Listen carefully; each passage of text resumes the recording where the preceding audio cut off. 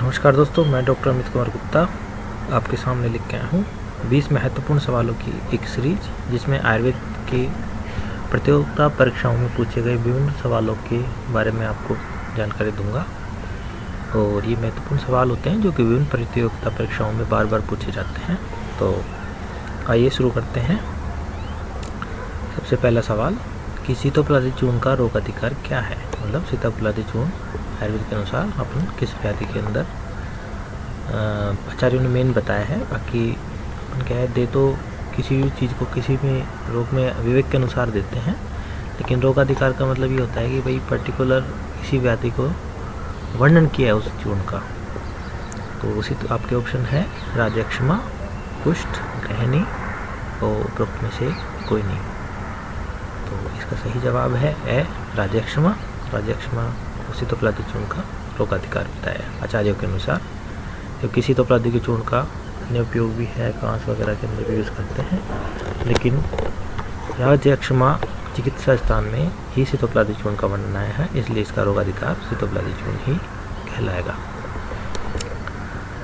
अगला सवाल, टीबी है एक जीवाणुजन्य रोग, विषाणुजन्य रोग, दोनों, उपरोक्त में से कोई नहीं। तो दोस्तों इसका सही जवाब है ए, जीवाणुजन्य रोग होता है, बैक्टीरियल डिजीज है। सवाल नंबर 30, कंसहरितकी का रोग अधिकार क्या है। इसके ऑप्शन है शोथ, कांस, स्वाश, इनमें से कोई नहीं। तो इसका सही जवाब है शोथ। कंसहरितकी का रोग अधिकार है शोथ। नेक्स्ट सवाल है कि पुराना ग्रहण किया जाता है, यानी पुराना निम्ब, पिपली, खदीर, उपरोक्त में से कोई नहीं। तो इसका जवाब है बे, पिपली। इसको हमेशा पुरानी अवस्था के अंदर जितना ज़्यादा पुराना होगा वो अच्छा रहता है, इसलिए इसको पुरान ही ग्रहण किया जाता है। बाकी नींब और खदीर को नूतन या नया ग्रहण किया जाता है। अगला सवाल है दशांग लेप का रोग अधिकार है मधुमेह, गृहिणी, विसर्प, इनमें से कोई नहीं। दोस्तों इसका सही जवाब है से, विसर्प।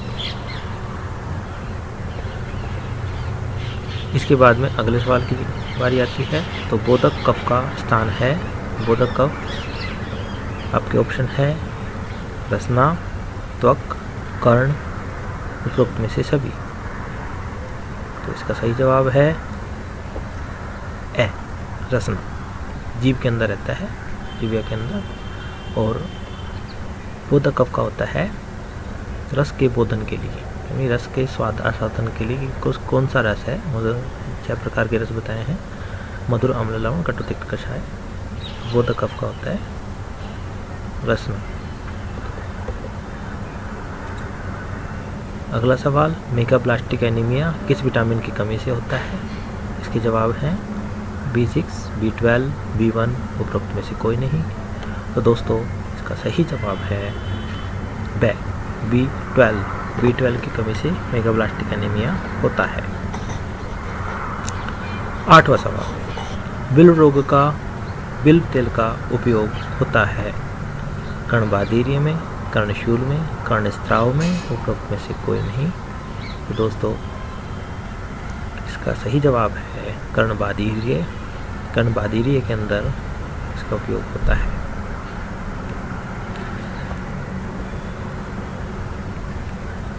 अगला सवाल, हिस्टामिन निकलता है सर्टोली सेल से, मास्ट सेल से, दोनों से, उपरोक्त में से कोई नहीं। तो इसका सही जवाब है बे, मास्ट सेल।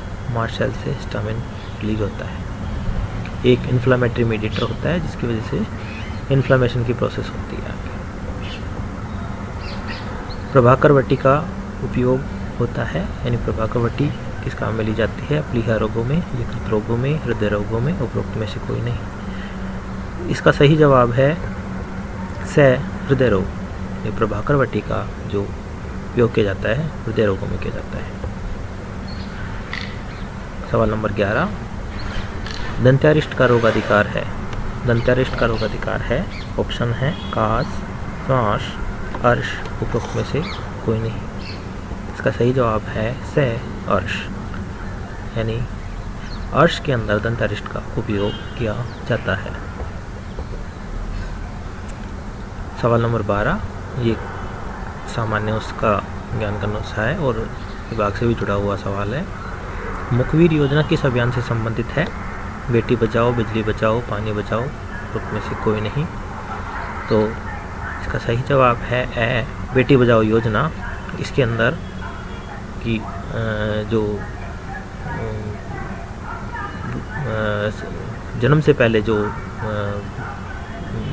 लिंग का डिटर्मिनेशन किया जाता है, सेक्स डिटर्मिनेशन जिसको अपन बोलते हैं, उसके ऊपर बेस्ड है कि कोई भी आदमी और सरकार को ये सूचना दे सकता है कि यहाँ इस जगह और अवैध लिंग परीक्षण का कार्य चल रहा है, और तो उसको सरकार के द्वारा इनाम दिया जाता है।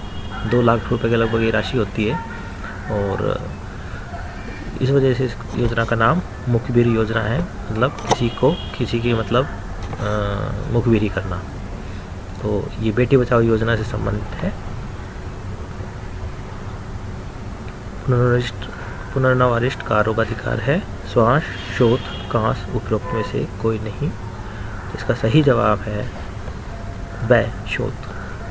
पुनर्नव वैसे भी एक शोधकार होता है।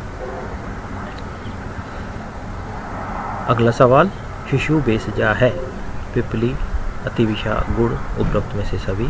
तो इसका सही जवाब होगा ए, अतिविषा। अगला सवाल है, पीलिया किस रोग से संबंधित होता है? ऑप्शन है हृदय रोग, प्लीहा, यकृत, उपरोक्त में से कोई नहीं। तो दोस्तों, प्लीहा रोग का संबंध अपने यकृत से होता है, जिसको जॉन्डिस भी बोलते हैं। अगला सवाल, शरीर का ईंधन किसको बोलते हैं? प्रोटीन को, कार्बोहाइड्रेट को, फैट को, इनमें से कोई नहीं। तो मित्रों, शरीर का ईंधन कार्बोहाइड्रेट को बोलते हैं। कार्बोहाइड्रेट सबसे बेसिक कंटेंट होता है जिसे एनर्जी प्रोड्यूस होता है, जिसको अपन एटीपी बोलते हैं, और इसी से ही शरीर की जो आवश्यक क्रियाएं हैं वो चलती है। बेसिक फ्यूल है बॉडी का। महाअभ्यरिष्ट का रोगाधिकार है। महाअभ्यरिष्ट का रोगाधिकार है, ऑप्शन है कुष्ठ, राजक्षमा, गृहिणी, उपरोक्त में से कोई नहीं। इसका सही जवाब है ब, राजक्षमा। बहुत महत्वपूर्ण सवाल है, अनेक परीक्षाओं में पूछा जाता है। जनरली इसके अंदर कंफ्यूजन में हो जाता है। महाअभ्यरिष्ट को अपन कुष्ठ ऑप्शन कर देते हैं, क्योंकि कुष्ठ में भी विरेचन बताया है, और विरेचन सोचते हुए अपन इस महाअभ्यरिष्ट को और कुष्ठ टिक कर दिया जाता है। लेकिन इसका महाअभ्यरिष्ट का जो रोगाधिकार है वो राजक्षमा बताया गया है। अभ्यंतर प्रयोग में कुष्ठ की श्रेष्ठ दवा है? खदिर, नींब, आंवला, उपरोक्त में से कोई नहीं। तो इसको अग्रे से लिया गया सवाल है कि कुष्ठ की श्रेष्ठ दवा कौन सी है? तो ये है खदिर है। कुत्ते के काटने से कौन सी बीमारी होती है? बड़ा ही आसान सवाल है, कई बार कन्फ्यूजन होता है, इसलिए मैंने इसको यहाँ पे दिया है।